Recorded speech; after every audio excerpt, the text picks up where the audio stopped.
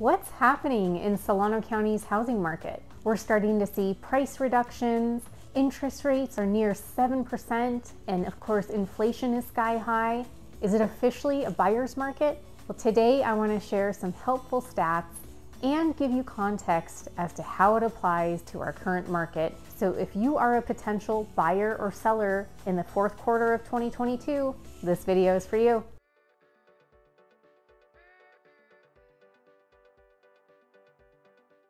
Hey everyone, welcome back to my channel. I'm Erica Monroe. I'm a realtor in the Bay Area and I specialize in Solano County. Components of our housing market have drastically changed, even compared to 6 months ago, and I want to share some real-time insight from active contracts and recently closed homes.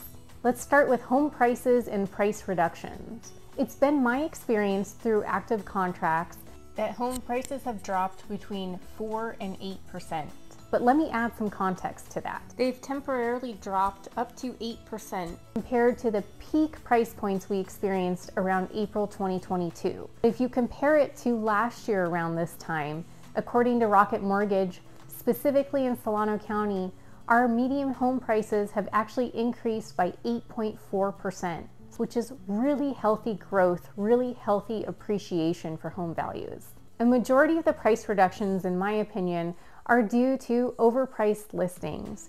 We've continued to price as if we were appreciating at 14 or 20% year over year, which of course is not sustainable. Perhaps when these homes came to market, they were priced appropriately compared to their comps, but once inflation peaked and interest rates started to tick up, of course, affordability went down and buyers started to pull back. They started to take longer to make these decisions because it's more expensive to purchase a house.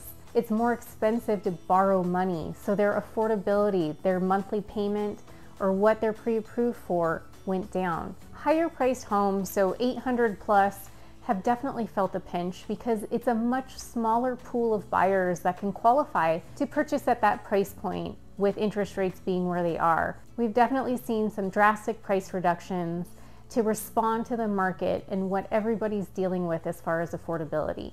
That being said, the projection is still for home values to increase over the next year. So between 2022 and 2023, the projection is that home values will still increase between 2 and 3%. So much smaller, much more conservative than we've seen over the last 2 years, but still increasing home values. In my opinion, the driving force behind protecting home values is the fact that inventory is still so low. It may not feel that way because homes are taking longer to sell, on average around 45 days in Solano County. So it feels like you have vast inventory, but in reality, we're not seeing a lot of new listings flood the market each week.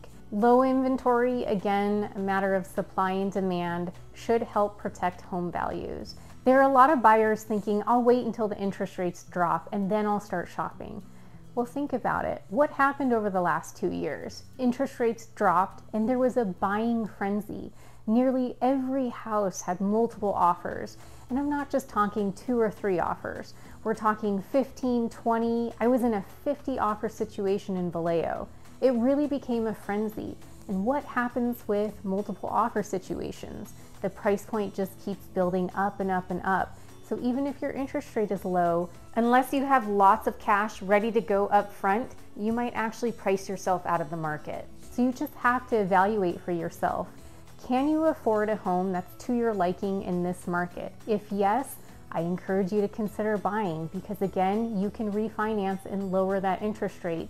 You marry the house, you date the interest rate. You will have an opportunity to refinance again when interest rates fall. In today's market, you may even be able to negotiate the price point and you may be able to negotiate seller credit.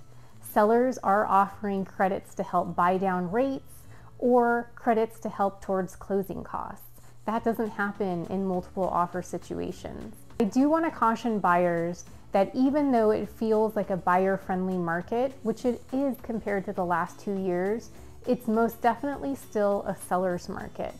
Some homes are still getting multiple offers. Some homes are still selling within the first couple days of being on market.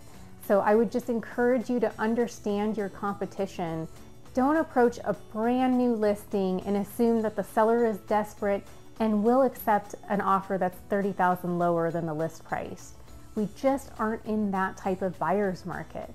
Now, homes that have been on market for at least a month, you probably have more negotiating room. You may be able to negotiate credits to help buy down your rate and make the purchase feel that much more affordable. It may be worth checking out new construction developments as well. Some builders may be sitting on nearly completed houses and they need to be able to sell that in order to move on to their next projects. So there may be some great opportunity for buyers there as well. And sellers, though you may need to adjust your expectation, you're still going to command a great price point.